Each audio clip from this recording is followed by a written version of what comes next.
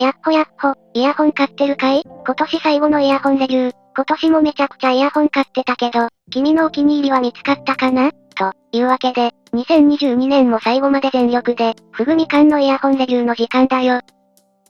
今年最後の締めになるのは、懐かしい人も多いシルエットを持つ、ジェンハイファイのクラシックなデザインの良作、T4 をアップデートした、ジェンハイファイ T4 だ。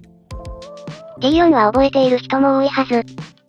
このイヤホンのベースになった、ジェンハイファイ T4 は、ジェンハイファイ製品の中で、初めてカーボンナノチューブ振動板を採用したイヤホンであり、そして、このブランドが盛り上がるきっかけになった、ジェンハイファイ T2 のシェルの衣装を継承した、最後のナンバリングモデルだ。T2 では装着感に問題の出る形状だったけど、T4 では、同じ装着感の良いところを保ちつつ、耳に干渉する部分が遠ざけられ、問題なく、長時間装着できるモデルになっている。イヤホンに対してノズルが直角で、ノズル周辺に耳に干渉するものがないため、イヤーピースの装着感が極めて重要な形状だ。付属のイヤーピースの S サイズを使って、ぐりぐり押し込んで聞くと、ドライバと耳の間の空間が狭まって、よりクリアな音色に聞こえるようになる。この調整幅が広いのが好きな人もいるし、逆に装着感に遊びが出てしまって、装着に気をつけないと音が変わる、と好まない人もいるな。僕は最適化できるので前者に含まれるけど、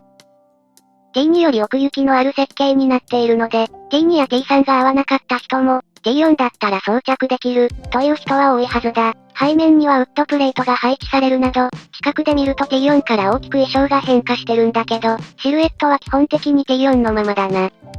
一点重要なポイントとして、最近テンハイファイは、MMCX を採用することを回避してる。ベースになった T4 は、MMCX 接続だったんだけど、この T4 プラスでは、非埋め込み型の2ピンモデルによるケーブル接続に変更されてるぞ。ケーブル自体も変更されていて、落ち着いた色合いのツートンになった。本体も、より落ち着いたブラス、ウッド、ゴールドのカラーに変更されていて、全体的に上品な印象に変化してるな。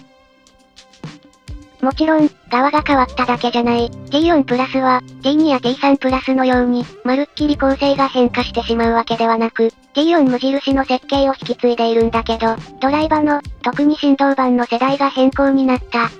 その他、最近の品質向上の影響を受けて、2022年水準の質感に仕上がってるな。というわけで、音の方なんだけど、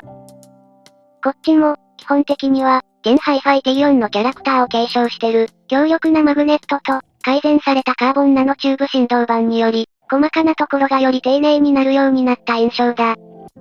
T2 と T2DLC みたいな変化の仕方のイメージだな。基本的なキャラクターは当時のまま、それでいて細部を見比べてみると、改善されてるところが多い。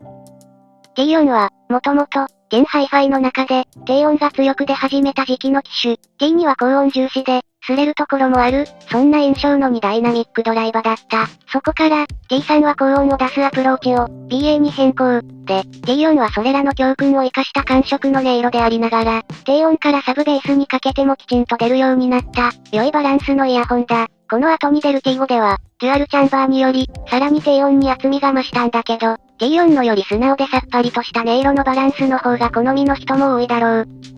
T4 プラスは、そんなちょうどいい塩梅の T4 に、さらにアップデートをかけた、より丁寧な T4 という印象。同じくカーボンナノチューブの TKZK ウラヌスが、同じ系統のブランドから、直前に発売されているんだけど、ウラヌスは、より元気で派手な音、T4 の方がより丁寧で、聞き込める音色だな。金属シェルのおかげか、ウラヌスよりも音色の分離感について、誇張されていないんだけど、くっきりと聞こえる感じがあって、いかにもカーボンナノチューブですよ、といった高中音域の強調は、意図的にはされてないなぁ、という塩梅、密閉感が強い中で、くっきりと音が分離する、というカーボン系振動板の要素はそのままだけど、わかりやすく強調していたり、不自然だったりするポイントが減った印象だ。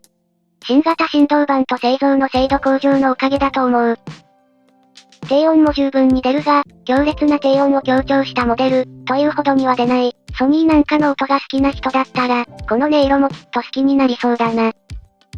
空間表現は、密閉されているのにしっかり広がりを感じられる。音色が感触系で、変に強調していないので、この音はここ、と、自分の想像していない場所から高音が鳴ってきたりする場面がなく、しっかり一箇所にまとまった音色が、広い空間に硬質に響いてる印象だ。今回は、より低価格で同系統のシェルを持つ、カーボン K1 ダイナミックドライバ機、ジェンハイファイ T2DLC。先日発売になった、同じくカーボンナノチューブの低価格モデル、TKZK ウラヌス。そして、このモデルのベース機の後継機種である、T5。あともう一つ、同じくカーボンナノチューブの同価格帯商品、トリポーインのオリナを引っ張り出して、比較してみよう。まずは、より低価格の、T2DLC と比較すると、T2DLC の方が、全体的にマイルドで、かつ、低音量がより少なく感じられる。T4 プラスは、T2DLC と比較して、全体的にソリッドな音色。また、低音量もより多く、空間もより明確に書かれてると感じたな。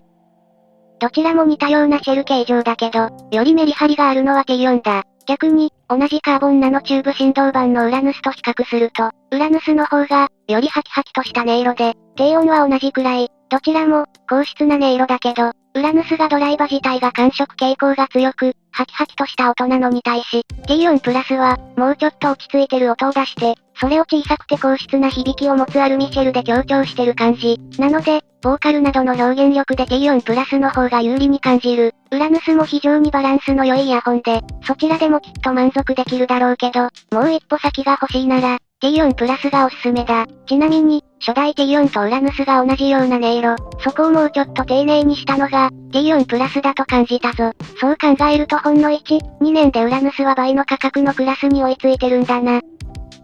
それから、上位機種の T5 とも比較してみよう。T4 プラスが、明確さを押し出した中で、自然さを感じられるバランスだとしたら、T5 は、シェルの響きで、さらに自然にしたモデル、かつ、ドライバも、現在発売されている、カーボン系の素材の中で、最も自然な音色が出る、ダイヤモンドライクカーボンを使用しているので、いかにも感触なイヤホンらしい、強調された音色で、かつ、ナチュラルに感じたいところはしっかり仕上がっているのが T4 プラス。対して、T5 は、より厚みのある低音域、より響きの強いハウジング。さらに、ドライバ自体の音色も、もうちょっと自然な感じだな。T5 は自然かつ力強い。T4 はソリッドでありながら自然。そんなキャラクターでまとめられると思う。金属音なんかをハキハキ鳴らすのは T4 プラスがおすすめ。ボーカルとベースを重視しつつ、見通しが良いものが欲しいなら、T5 がおすすめだ。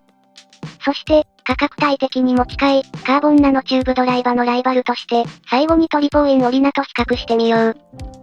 HBB コラボの製品は、全体的にベースモデルより暖色傾向になっている印象があるんだけど、T4 プラスは、カーボンナノチューブ振動板採用ドライバのイヤホンの中でも、かなりその癖を取り除いているモデルと言えると思う。メリハリがつきつつ、擦れるような音の表現などはそれほど前面に出てこないあたり、オリナにかなり似てる感じ。ただし、オリナと比較すると、こちらの方が全体的にパンチがある。全体の調和を重視しつつ改造感を得たいならオリナ、もうちょっとパンチを得たいなら T4 プラスがおすすめだ。ジェンハイファイ製品全体と比較すると、この商品は、感触感が強く、かつ音色の出だしにパンチがあり、それでいて、不快な音が出てこない。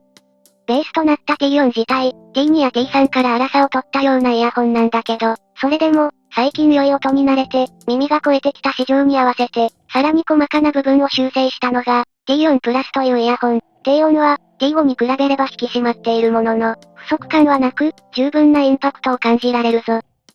というわけで、T4 の音色が忘れられない人、特徴的なウッドチップ付きの金属イヤホンという見た目が気に入った人、それから、高音のシャキシャキしたイヤホンが好きで、それでいてインパクトのある音色が好きな人におすすめだ。